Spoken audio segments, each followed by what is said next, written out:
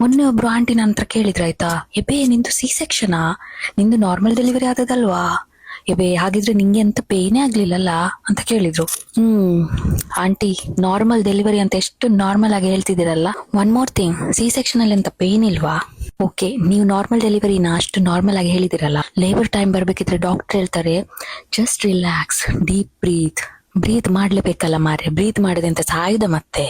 ಆಮೇಲೆ ಡಾಕ್ಟರ್ದು ಮತ್ತೆ ಸಹ ಬೇರೆನೇ ಇರ್ತದೆ, ಸ್ವಲ್ಪ ಪುಷ್ ಮಾಡು ಅಂತೇಳಿ. ನಾನು ಇಲ್ಲಿ ಎಲ್ಲ ಮಾಡ್ಲಿಕ್ಕೆ ಬಂದ್ರೆ ನೀವೆಂತ ಇಲ್ಲಿ ತೆಪ್ಪು ಓದ್ಲಿಕ್ಕೆ ಇರುದಾ? ಅದೆಲ್ಲ ಬಿಡಿ, ಸೈಡ್ ಇದು ನರ್ಸಿದ್ದು ಬೇರೆನೇ ಇರ್ತದೆ ಮಾರೆ. Don't shout. ಮತ್ತೆ ಪೊಬ್ಬೆ ಹಾಕದೆ ನಾನೆಂತ ಅಲ್ಲಿ ಸಾಂಗ್ ಆಡ್ಬೇಕಾ? ಎಂತ ಅದು ಕಾನ್ಸರ್ಟಾ? ಟುಡುಮ್ ಟಡಮ್ ಮಾಡ್ಬೇಕಾ? ಅದು ಬಿಡಿ, ನಂದು ಡೆಲಿವರಿ ಆದ್ಮೇಲೆ ಉಂಟಲ್ಲ, ನಾನು ಡಾಕ್ಟರ್ ಹತ್ರ ಕೇಳಿದೆ, ಡಾಕ್ಟರ್ ನಾನು ಬಿರಿಯಾನಿ ತಿನ್ಬೋದಾ, ತುಂಬಾ ದಿನ ಆಯ್ತು ತಿನ್ನದೆ. ಡಾಕ್ಟರ್ ಹೇಳಿದ್ರು ಇಲ್ಲ ನೀನು ಸ್ಪೈಸಿ ಫುಡ್ ಎಲ್ಲ ಅವಾಯ್ಡ್ ಮಾಡ್ಬೇಕು, ಆಯಿಲಿ ಫುಡ್, ಸಾಲ್ಟಿ ಫುಡ್ ಏನು ತಿನ್ಬಾರ್ದು, please you have to breast feed the baby ಹಾಗೆ ಅಂತ ಹೇಳಿ. ಆಮೇಲೆ ಹೇಳಿದ್ರು ನಿಂದು ಸಿ ಸೆಕ್ಷನ್, ಮರಿಬೇಡ, ಸ್ಟಿಚಸ್ ಇದೆ, ಅದೆಲ್ಲ ತಿನ್ಲಿಕ್ಕೆ ಅವಾಯ್ಡ್ ಮಾಡು, ತಿನ್ಬಾರ್ದು, ಒಳ್ಳೇದಲ್ಲ, ಅದು ಇದು ಅಂತ ಹೇಳಿದ್ರು. ಓಕೆ. ಆಮೇಲೆ ಹಾಸ್ಪಿಟಲ್ದು ಫುಡ್ ಇರ್ತದೆ, ನಾನು ಹೇಳ್ತೇನೆ ಹಾಸ್ಪಿಟಲ್ದು ಫುಡ್ ಹೇಗಿರ್ತದೆ ಅಂತೇಳಿ. ದಾಲ್ ಮತ್ತೆ ರೈಸ್ ಕೊಡ್ತಾರೆ, ಅದು ಸಹ ರೈಸ್ ಅಂತ ವೈಟ್ ರೈಸ್. ನಮ್ಮ ಮಂಗಳೂರವ್ರಿಗೆ ವೈಟ್ ರೈಸ್ ಆಗ್ತದಾ?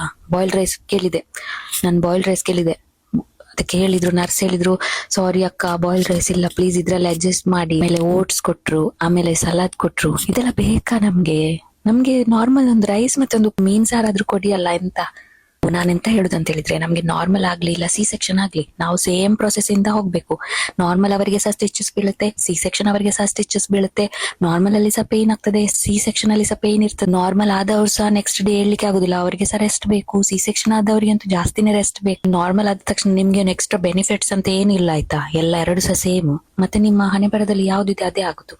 ಸೊ ಈ ಆಂಟಿ ಅವ್ರದ್ದೆಲ್ಲ ಜಾಸ್ತಿ ಕೇಳಿಕ್ ಹೋಗ್ಬೇಡಿ, ಎರಡು ಸಹ ಸೇಮ್ ಆಯ್ತಾ. Be ready for both.